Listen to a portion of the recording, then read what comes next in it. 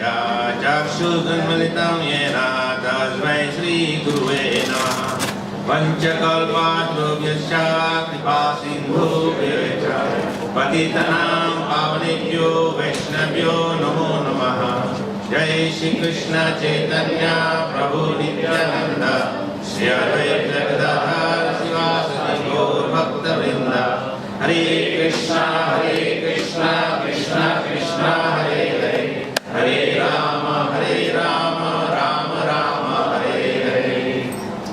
Hare Krishna. So, Rasa Prabhu introduced me and said, you are very fortunate that I am here. But I think there is some misunderstanding of the statement. Actually, I am very fortunate that I have come here amongst the Association of Vaishnavas. According to our Vaishnava Siddhanta, if one gets opportunity to associate with sadhus, then he is very much fortunate. So I think I am also greatly fortunate that I have come here in this country where Krishna consciousness is flourishing and there are so many wonderful Vaishnavas, and to take their association also is a benediction to me. So it is indeed a good fortune of mine that I am getting this opportunity to associate with the Vaishnavas in this part of the world. So today I have been requested to speak something about the Damodarashtakam prayers. I will read a translation of one verse and then we'll elaborate on the transcendental pastime of Krishna and Mother Yashoda. So this is the second verse. Seeing the weeping stick in his mother's hand, he is crying and rubbing his eyes again and again with his two lotus hands. His eyes are filled with fear, and the necklace of pearls around his neck, which is marked with 3 lines like a conch shell, shaking because of his quick breathing due to crying. To this Supreme Lord Sri Damodar, whose belly is bound not with rock, but with his mother's pure love, I offer my humble obeisances. Of course, this is a very wonderful pastime which took place during the time when Krishna was present here 5,000 years ago in Sri Gokul. Because originally we all think Krishna is in Vrindavan, but Vrindavan is his playing field. But his residence originally was Gokul. When Krishna was born, he was taken across the river Yamuna by Vasudeva simply to protect his child. So he took him across the river and handed him over to his very good friend Nanda Maharaj. And Nanda Maharaj was very graciously grateful that Vasudeva brought Krishna. Of course, Nanda Maharaj is not aware that this young child, newborn baby, is none other than the Supreme Personality of Godhead. Neither was Vasudeva aware that this is the transcendental personality of Godhead. Although we read in the Srimad Bhagavatam, where the chapter of Krishna's advent is described, said that when Devaki and Vasudeva were present, Krishna came in front of them and manifested as his 4 forms of Chaturbhuj Vishnu. And of course, Devaki was very, very happy to see the Supreme Lord, because when the Supreme Lord is in front with his full opulence, then you recognize that this is none other than the Supreme Lord, because they've all heard the description of what the Supreme Lord looks like.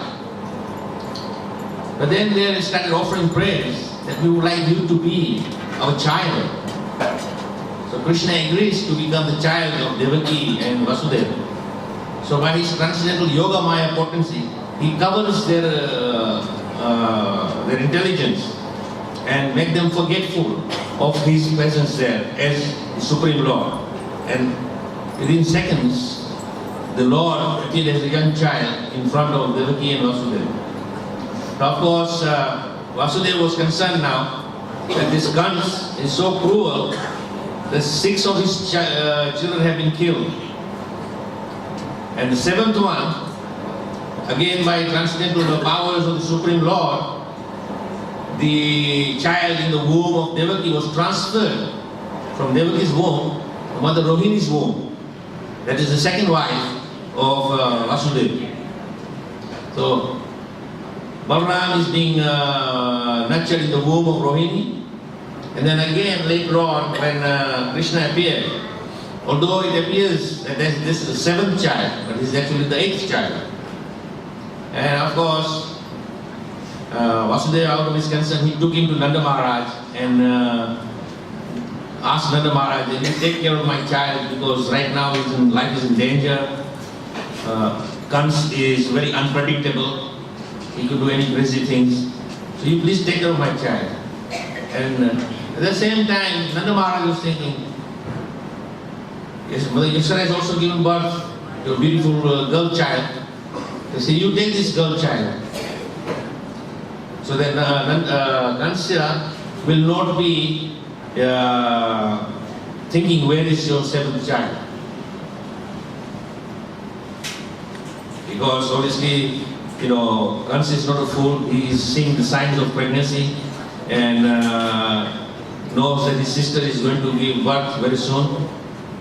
So when he finds that there is no child, then he will immediately know that there is some foul play going on here. Because Vasudeva had promised that I will hand over every child of mine, but don't kill your sister. Because originally, Kansa was so much angered by the prophecy spoken in the sky that the eighth child of Devaki is going to be the cause of your death. So obviously, Kansa was very fearful. So he was going to kill his beloved sister. Vasudeva pleaded with him, said, "Yeah, what is the point of killing your sister? He will give you the children who are born, and then you do what you want." Alright, so all this is going on. Nanda Maharaj has received Krishna, and because that child is none other than the Supreme Lord Shri Krishna, is all attractive. And Nanda Maharaj was completely overwhelmed by the beauty of the child. And he was attracted to the child. And he placed that child next to Mother Yashoda. Now it is mentioned in the Puranas where Mother Yashoda, when she gave birth to the girl child, she was so much in labor pain that by the time she gave birth to the child, due to the labor pain, she became unconscious. So she was not aware of whether the child born is a boy or a girl. Because obviously if she was aware the child born was a girl, in the morning she finds that that child is now turning to a boy, then she will be considering what went wrong here. There is some exchange of child with someone else, what happened to my child? So every mother who gives birth to a child, they love a child very dearly. And obviously if they find that the child is in exchange with someone else's, then it will bring tremendous pain in their heart. So Mother Yashoda was not aware whether it was a boy or a girl child. So anyway, the child is born, is growing up, and there are many wonderful pastimes of Krishna from the very beginning. And Kans got to know that there is some foul play here. So he ordered his soldiers to go around in every town and village in Braj. Any newborn child, kill them. So they went on a spree of killing indiscriminately many children. But somehow in Gokul, Krishna was not killed. But Kansa sent many of his demoniac associates to kill in many different forms. And they took up many different forms, tried to kill Krishna. Of course, they were not successful. And as Krishna is growing on, as a 3-year-old young boy, he becomes very mischievous, and he develops this habit of stealing butter and yogurt from all the different gopis' houses.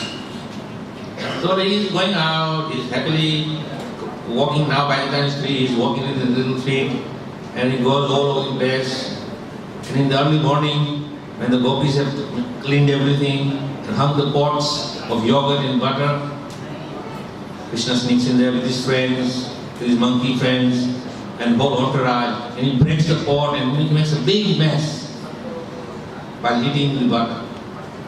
So the gopis are very much upset. Now the reason for their upset is that they needed a reason to go to Mother Yashoda.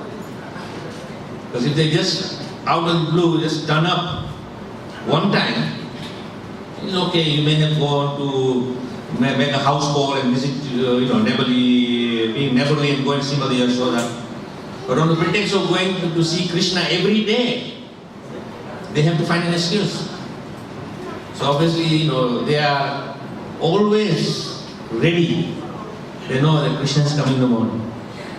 So they prepare all the groundwork, hang the pots in such a way that it's easy for Krishna to reach those pots. They would hide behind the doors. While they're hiding behind the doors, they get a glimpse of Krishna. And immediately ecstasy in their heart develops. Because Krishna is all attractive. And whatever he does is very wonderful. So the gopis are very, very, very happy that Krishna has come. And each day the gopis singing, let Krishna come to my house. Let Krishna come to my house. And of course Krishna is also very clever. He chooses different gopis' houses every day. He doesn't go to the same house every day. So he goes and he gives his darshan to all different gopis. Because Krishna is all knowing. So he knows the hearts of all the gopis. And he knows their desires. So to fulfill the desire, he goes there and then makes them happy. Because Krishna, whenever you pray to Krishna, Krishna hears your prayers. And whatever his devotees want, Krishna fulfills. So of course all the gopis are Krishna's devotees. So when they desire, Krishna fulfills their desires by giving them a glimpse of his darshan. And after that is the pastime of breaking the pots, stealing the butter, stealing the yogurt. He goes home and plays innocently in the courtyard as if nothing has happened. And then the entourage of all the gopis come to Mother Yashoda and complain that your child is so naughty. He comes and breaks pots in our house. We don't mind him stealing our butter and yogurt because he's a young boy, how much he can eat? But instead of just eating our butter and yogurt, he smashes the pots and makes a mess of everything. Mother Yashoda is saying, how is it possible? I see Krishna always playing in my courtyard. He doesn't go away from my vision. Now how is this possible? But of course Krishna expands himself. So he's looping Mother Yashoda that I'm here and I'm also there. The gopis are also bewildered. That young Mother Yashoda says, Krishna never leaves this courtyard. He's always in my eye shot. Because I'm so concerned for his well-being, I will not let him out of my sight. So how you can complain? Of course, the gopis need a reason to come and see Mother Yashoda, but specifically to see Krishna. So they come, they complain, and the Mother Yashoda calls Krishna. Krishna, did you go to their house and break pots? Oh mother, very innocently saying, I did not do anything. So why they are complaining? Maybe they don't like me. But you saw me, I was always there. And how would I go in someone else's house to break pots of yogurt and butter when we have so many cows? We have so much. No, Ananda Maharaj, of course, is mentioned in Srimad Bhagavatam, had 900,000 cows. So if you can imagine 900,000 cows, means how much milk? And out of that milk, they make into yogurt, and then yogurt is churned, and then you get so much butter, and also buttermilk. If you have gone on a Braj Mandal Parikrama, there is a place when you go to Gokul, there is a site where they call a place called Chas Kund. Because Chas means buttermilk. And you would wonder, how is it possible to have such a big kunda filled with buttermilk? When you consider 900,000 cows, that's a lot of milk and a lot of yogurt. And it's not just once a day, twice a day the cows are milked. And every day, cows are giving so much milk. So there is unlimited supply. So Krishna is saying to his mother, Mother, you think logically.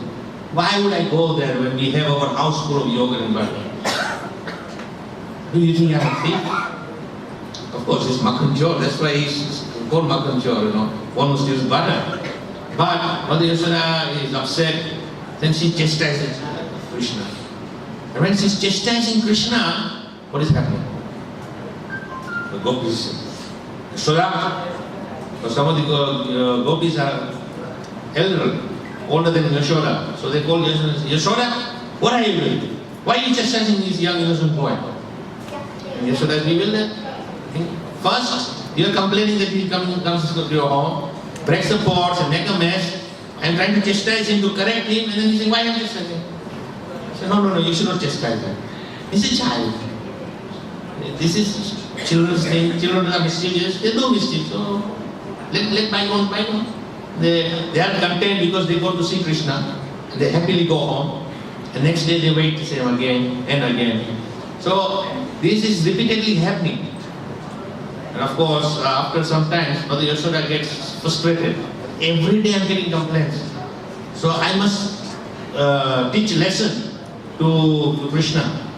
So of course, this whole thing takes place because there is another duty which Krishna has to fulfill. Because whereas the children, Manigriva and Nalakuvera, they were cursed by Narada Muni to be trees in Gokul. And obviously, Prabhupada explained that when a great saint, especially someone like Narada Muni, when he curses you, there is a benediction in that curse. Although it seems the curse is kind of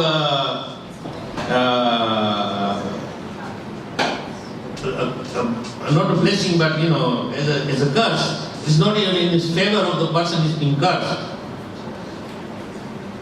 So when Manigriva and Nalakuvera were cursed to be trees, and not trees for a short time, for many thousands of years, because they had a desire to take bath in the Jamuna and fully naked. Now, general custom is that when you take bath in the holy river and holy kunds, you don't expose yourself completely. You wrap cloth around your midriff, and with dignity you take a dip in the holy kund or the holy river. But Manigriva and Nalakuvera were intoxicated, and they were completely violating all the norms of decency. So, and when Narada Muni came, they didn't even have the decency to offer obeisances to Narada. So of course Narada cursed them to teach a lesson that if you want to be naked, I will give you a perfect reason to be naked. And you can be happily naked without having any shame. And we see the trees are completely naked. You don't see a tree which is dressed in clothing. They're completely clothless. And a tree can grow anywhere without any clothing, and there's no shame. For you and me, if we are clothless, then it is considered shameful. And also in some countries, immediately you will be locked up in jail for indecency. So Manigriva and Nalakuvera had to be liberated. So the whole pastime is taking place during this month of Kartik. And of course Kartik month is also called Damodar Mas, or month of Lord Damodar, where many wonderful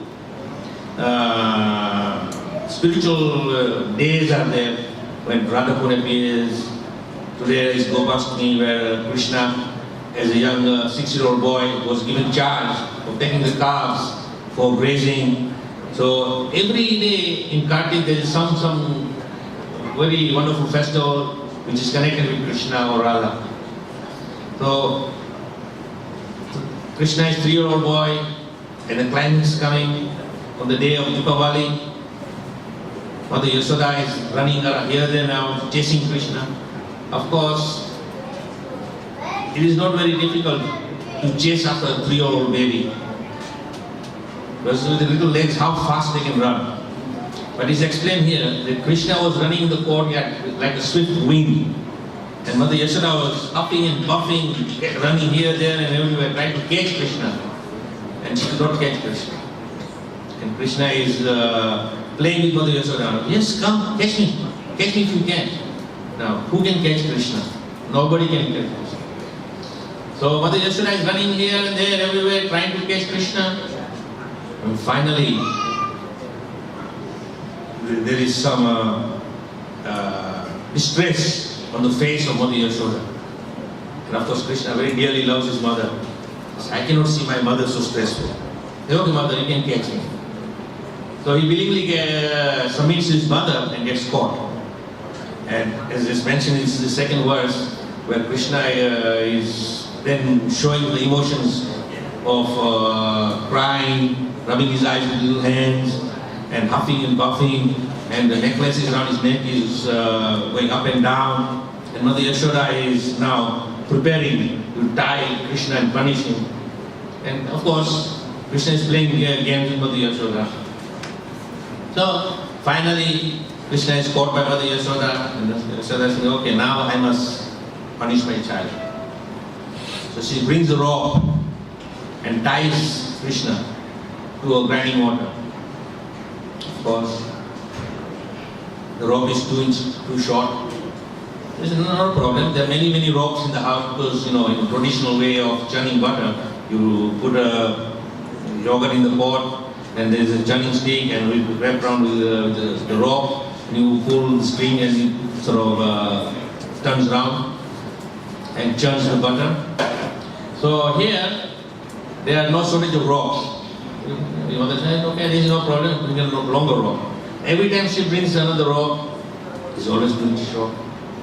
This is bewildered now. How is it possible that even the longer rope is short? Prabhupada explains that this pastime,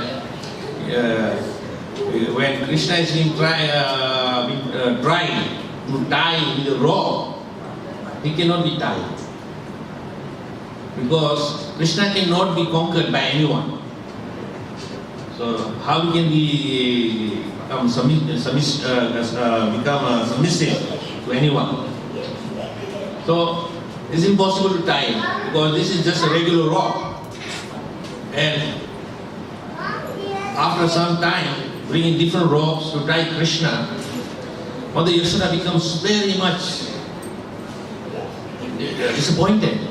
How is it possible not to tie this little child? I have so many ropes, even longer and longer pieces. I cannot. So in her face, there is some, again, some distress. Krishna looks at the mother's face and says, oh, this is not so good. How can my mother be distressful? But then eventually, Mother Yashoda is thinking, why I am doing this? What is the purpose? First of all, how did this thought come in my mind to chastise my child and tie him down to grinding water? Mother Yashoda was completely bewildered. Why this thought? How this thought came? Because Krishna is the apple of my eyes. He is my life and soul. I live for him. I would die even if small scratch comes on his body. As we have read the 10th canto of Srimad Bhagavatam, whenever a demon approaches and tries to kill Krishna, Mother Yashoda immediately brings cow dung, purifies the place, calls the pandits, does yagya for protection. And now she is going to tie and punish Krishna. How is this possible? I do so many things to protect my child, and here I want to punish him. Immediately she starts crying because she's feeling pain in her heart. That how did this cruel thought come into my mind? Then as she's crying with this pain in the heart, her heart is filled with love because Krishna is smiling, seeing his mother. And when Mother Yashoda sees the beautiful smile of Krishna and that innocent face, her heart became full of love.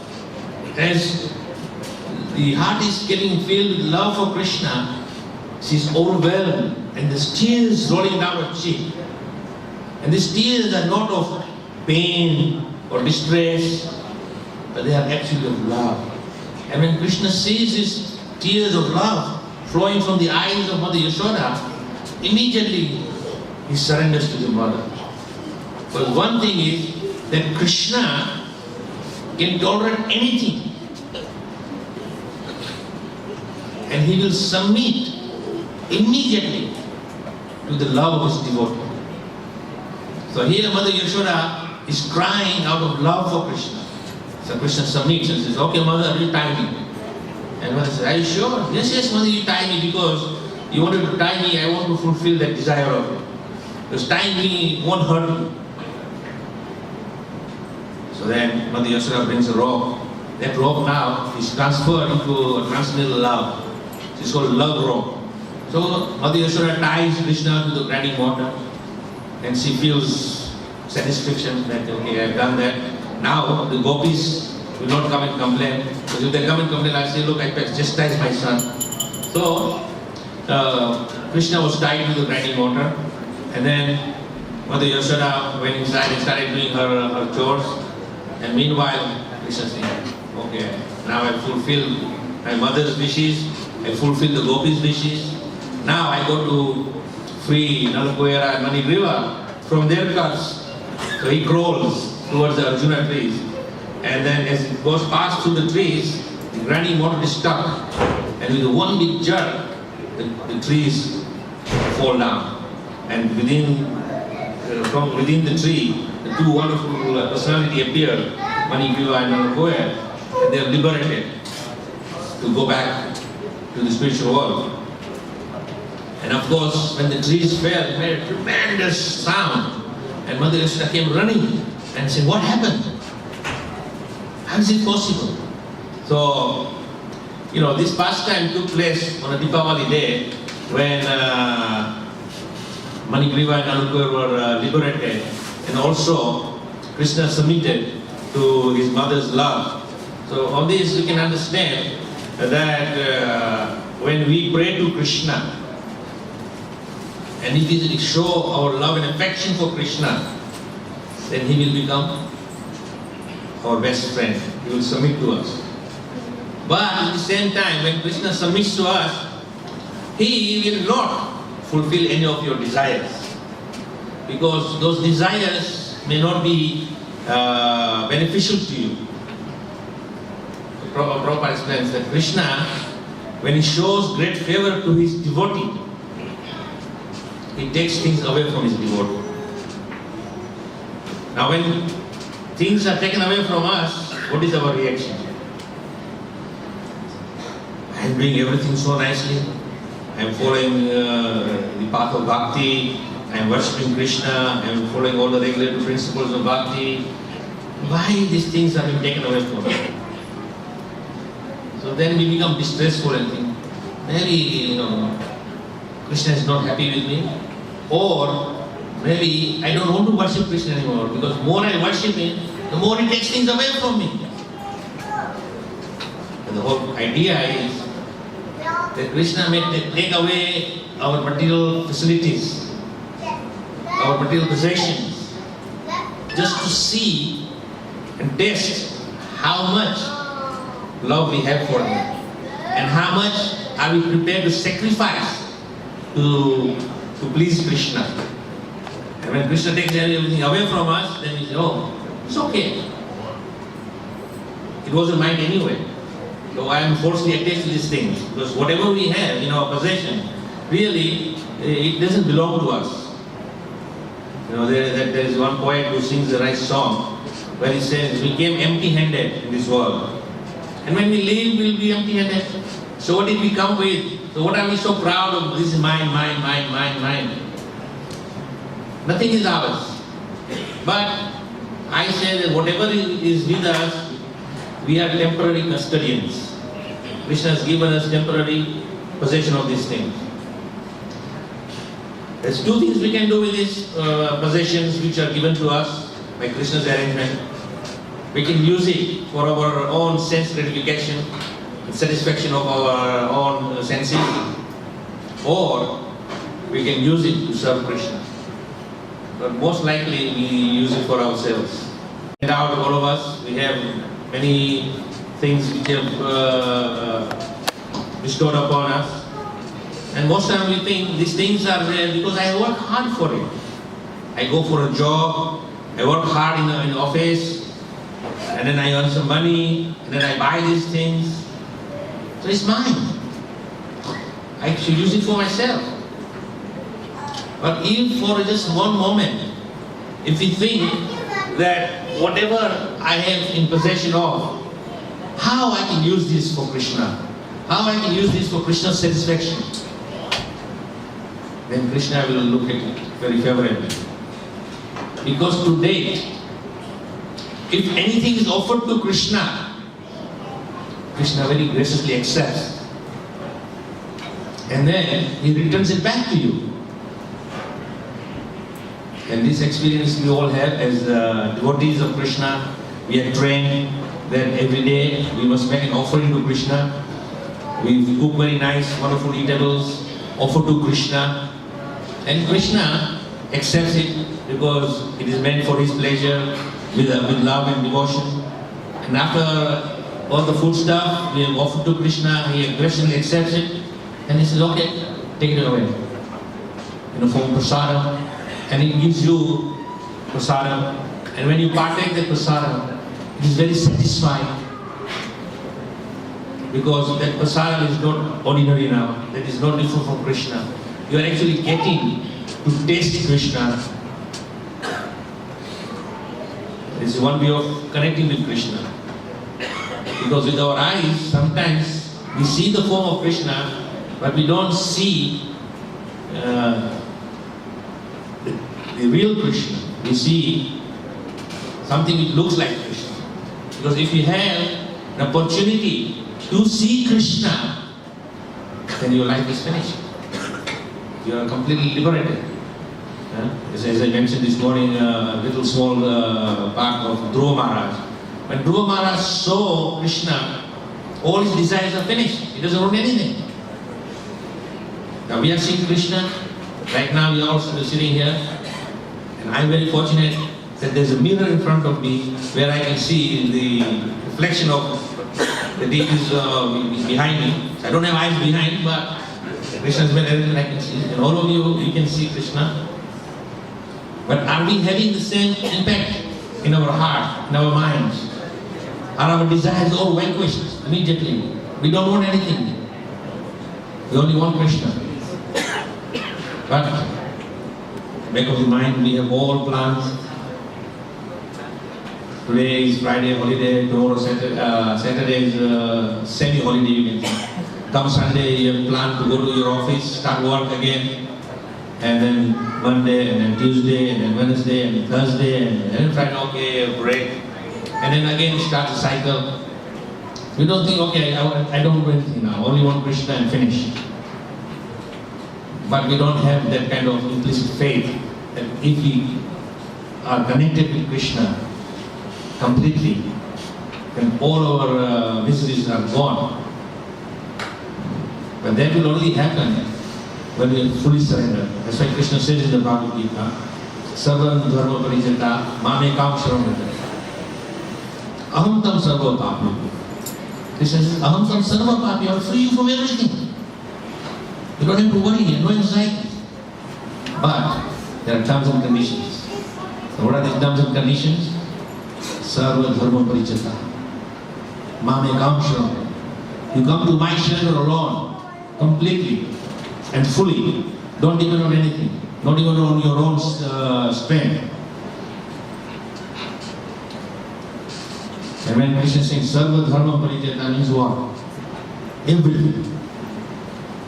Sometimes there's a misunderstanding when it says Sarva Dharma, give up all varieties of religion. Not all varieties of religion. All Dharma means all activities. Every single activity must be given up. Now if I give up every activity, what will happen to me? Tomorrow I won't have a house to live in, because I cannot pay my rent, and my work is not there, I've given up everything. So we are thinking, no, I cannot give up everything yet. But it's very nice. Aham tam sarva papi, I want that. I want to be free from everything. But then, you cannot get that unless until you fulfill all the terms and conditions. Krishna is saying, fulfill all these terms and conditions. So we know intelligently that on an intellectual platform, we have to surrender to Krishna. But what it means to surrender? Mother Yashoda, she surrendered to Krishna. She said, I don't want to tie you anymore. Why should I punish you? Because Mother Yashoda surrendered to Krishna, saying, no, I'm not going to do this anymore. Then Krishna said, no, Mother. I'm surrendering to you. So when we surrender to Krishna, Krishna surrenders to us because he always wants the upper hand. He wants to be one better. So we surrender to Krishna. No, I have surrendered to you.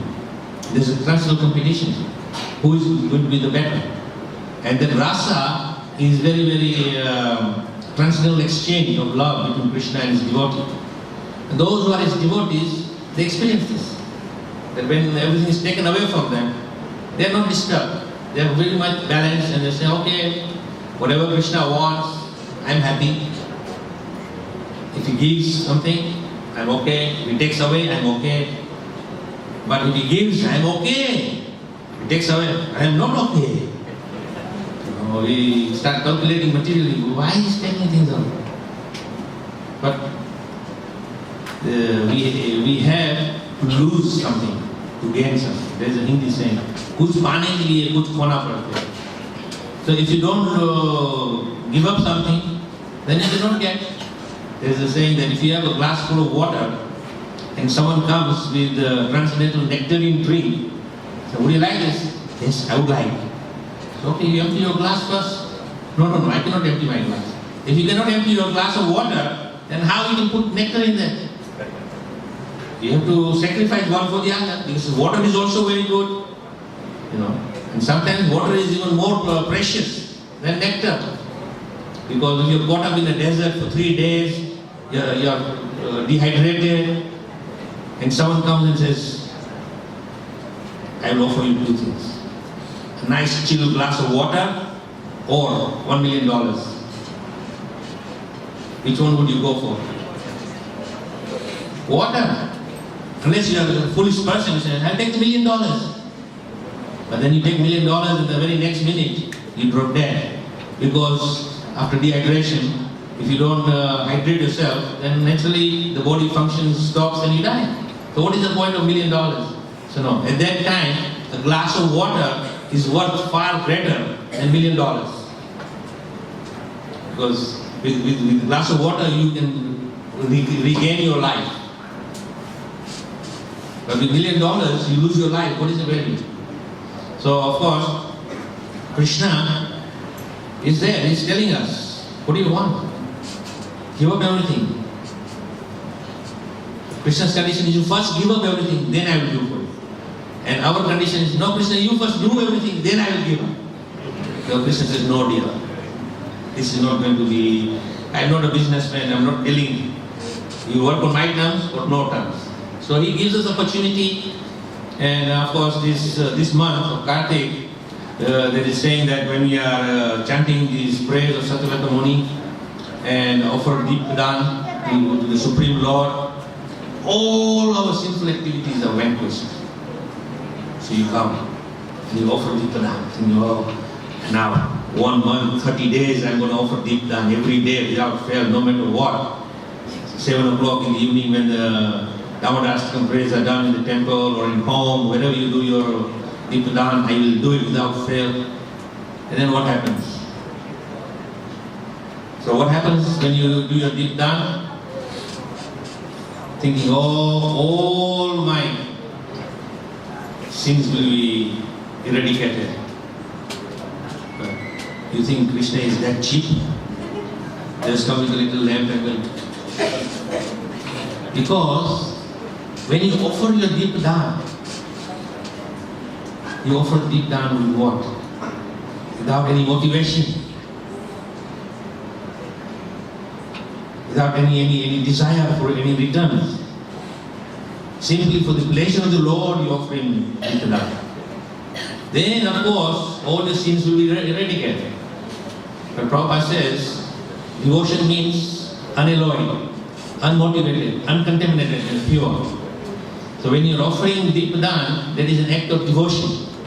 So when there is an act of devotion, where is the motivation coming in? It's an impediment. So we don't want anything in return. We just simply do it for the pleasure of Krishna. And when Krishna is pleased by our offering, naturally, he will reciprocate. As he says, Aham tam sarva papi, I free you. But you come to me without any expectation. But we are always thinking, oh, I am now a devotee, I am chanting every day, Hare Krishna, Krishna Krishna, Hare Hare, Hare Ram, Ram Ram, without fail, and I am doing all things required as a devotee. But there is expectation. The Krishna is saying, keep doing it, but unless until you do it with devotion, I will not reciprocate. So therefore, if you want Krishna to reciprocate with us, then we have to also reciprocate with him in kind. We should do anything and everything what we do for the pleasure of Krishna without any motivation, without any expectation. That is real pleasure. That is real offering. So when we offer Krishna with devotion, then he accepts that. And when he accepts that out of devotion, then naturally he will reciprocate, because Krishna always reciprocates. He never lets down anyone. Whatever the promise is met, he fulfills. He tells his devotee, if you do this for me, then I will do this for you. It's very straightforward. And what does he ask the devotee? He doesn't ask anything from the devotee. He says, simply love me. That's all. He doesn't want your money, doesn't want your house, doesn't want anything from you. He says, just love me. But we don't know how to love him. Because in our material existence, we think that by giving material things, possessions, that is an act of love. You see, generally, someone's birthday is there, so you go with birthday gift, think this is going to be very pleasing, and someone whose birthday receives a nice gift, oh, thank you very much. You think, oh, this is act of love. But that's not act of love. Act of love is done without motivation, without any expectation. And something you give in terms of a gift, which is priceless. And what is priceless? So everything material you give has a price on it. Your good wishes from the heart. That is priceless. Because there is no market in the world. You can go, say, can I have one wish from a good wish? So I want to give it to my friend. How much is it going to cost? Can you buy it? No. But something which comes from your heart. A good wish. And you bless that person on his birthday or wedding anniversary or any good activity which celebration is there. That blessing is priceless. So when we approach Krishna, we surrender fully. Krishna says, I'm yours. From this day onwards, whatever I do it only for you. Especially those who are initiated. On the day of initiation, you are actually giving yourself to Krishna through the Guru. But after the ceremony, you receive your nice name. You say, oh, now I am such and such Das, I am such and such Dasi Devi, and you are quite proud. I am now an initiated disciple of such and such Guru Maharaj, and you are all very proud. But what are you giving in return? Because the promise is, I will do everything for Krishna. So of course, we have to train ourselves. It is not easy to give up everything in one go. Slowly and gradually, we begin to give everything to Krishna. And have faith in Krishna. And when you give to Krishna, Krishna will no doubt reciprocate with you. And there is that one saying, you take one step towards Krishna, he takes 10 steps towards you. You offer him one flower, he will offer you 10 flowers. You offer him $1, he'll give you $10. And that's a good deal. So you open your wallet and you put $1 in the hundi, expecting $10 from Krishna, then no deal. No business deal. But when you give out of your love, without any expectation, then Krishna gives tenfolds more, because there is no expectation of any return. But it's very difficult, because we are trained in this material world, not only in this life, but for many, many lifetimes, that we have to have exchange. If I give you something, I must get something back. Otherwise, it's not a deal. And there is no satisfaction. Satisfaction is in giving. When you give, and try that, you see, when you give and give and give, you will feel very satisfied. You will be free from all the baggage and burden of all these things. And so once you are free, then you are light, completely carefree, and depend on Krishna. Then you will see your life will be happier. So I think I'm running out of my time. So I will stop here. Thank you all very much for inviting me this evening here and giving your precious time to hear me speak.